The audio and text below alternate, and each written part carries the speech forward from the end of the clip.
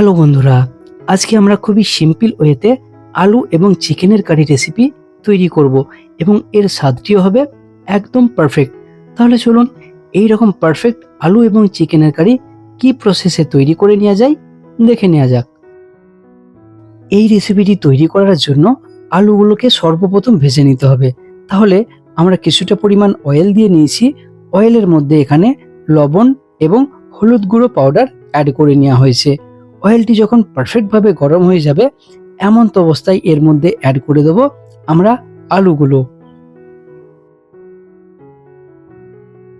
সমস্ত আলু দেওয়া হয়ে গেলে এরপর নাড়িয়ে চাড়িয়ে নিয়ে আলুগুলোকে পারফেক্টভাবে ভেজে নিতে হবে।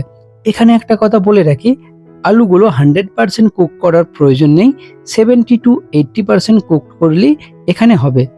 তাহলে আমাদের আলু কিন্তু এখানে পারফেক্টভাবে ভাজা হয়ে গেছে। এরপরে এই আলুগুলোকে তুলে একটি সেপারেট পাত্রের মধ্যে রেখে দিতে হবে। এখানে আমাদের আলু ভাজা কমপ্লিট হয়ে গেছে।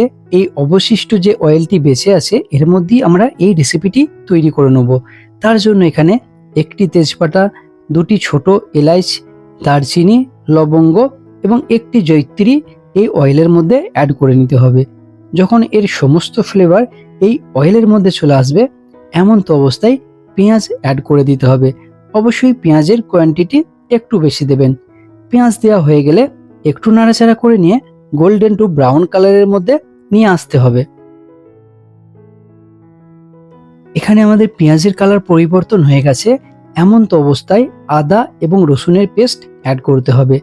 দেওয়া হয়ে গেলে কিছুক্ষণ যাবৎ এইরকম ভাবে নাড়াচাড়া করে নিতে হবে। তাহলে এই পেঁয়াজটি অনেকটি নরম ভাব চলে আসবে। এমন তো অবস্থায় এর মধ্যে অ্যাড করতে হবে টমেটো এবং কাঁচা লঙ্কা। এখন কিন্তু আমরা মশলা দিচ্ছি না। টমেটো এবং কাঁচা লঙ্কা দেওয়া হয়ে গেলে কিছুক্ষণ যাবৎ বেশ সুন্দরভাবে এটিকে নাড়াচাড়া করে নিতে হবে। যখন এগুলোই একটু গলে আসবে এমন তো অবস্থায় কিন্তু এখানে মশলা অ্যাড করতে হবে। মশলার মধ্যে থাকছে হলুদ গুঁড়ো পাউডার, জিরে গুঁড়ো পাউডার, ধনে গুঁড়ো পাউডার এবং কাশ্মীরি লঙ্কা গুঁড়ো পাউডার। এর সঙ্গেই আমরা অ্যাড করে দিচ্ছি লবণ। দেওয়া হয়ে গেলে এরপর এই মশলাগুলো কিছুক্ষণ যাবৎ বেশ সুন্দরভাবে কিন্তু কষিয়ে নিতে হবে।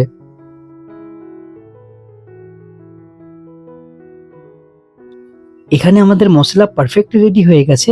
মশলা থেকে এখানে তেল ছাড়তে চালু হয়েছে এবং মশলার যে টেক্সচারটি এখানে পারফেক্ট তৈরি হয়েছে। দেখতেই পাচ্ছেন এটি হলো পারফেক্ট সময়। এই সময়ে আমরা চিকেনগুলি অ্যাড করে নেব। অবশ্যই আমরা যে চিকেনগুলো নিয়েছি এর মধ্যে কিন্তু চামড়া আছে, আমরা চামড়াটা রিমুভ করিনি। আপনাদের যেমন চিকেন সেই অনুসারে আপনারা নিয়ে নেবেন। চামড়া থাকলে কি হয়, চিকেনের টেস্টটি কিন্তু একদম পারফেক্ট হয়। তাহলে বন্ধুরা, চিকেন দেয়া হয়ে গেলে কিছুক্ষণ যাবৎ কিন্তু বেশ সুন্দরভাবে এই চিকেনটিকে কষিয়ে নিতে হবে।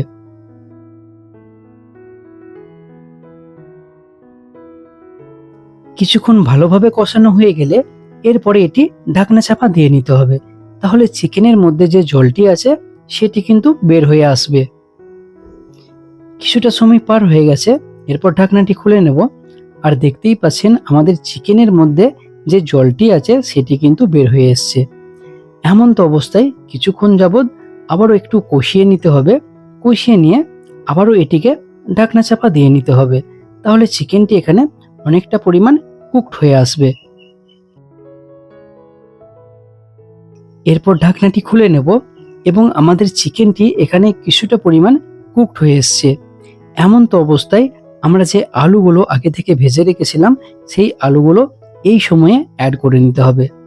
আলু দেওয়া হয়ে গেলে আবারও কিছুক্ষণ যাবৎ বেশ ভালোভাবে কষিয়ে নিতে হবে। একটু কষানো হয়ে গেলে এমন তো অবস্থায় অ্যাড করে নিতে হবে ধনেপাতা।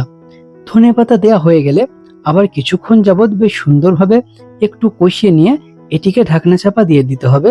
তাহলেই কিন্তু আমাদের আলু এবং চিকেনের কারি রেডি হয়ে যাবে। কিছুটা সময় পার হয়ে গেছে, এরপর ঢাকনাটি খুলে নেব। আর আমাদের আলু এবং চিকেনের কারি কিন্তু এখানে পারফেক্ট তৈরি হয়েছে। আপনারা দেখতেই পাচ্ছেন এই রেসিপিটি কতটা সুন্দর তৈরি হয়েছে এবং এর টেস্টও হবে অসাধারণ। অবশ্যই আপনারা এই রেসিপিটি বাড়িতে তৈরি করবেন এবং কমেন্ট বক্সে জানাবেন কেমন হয়েছে।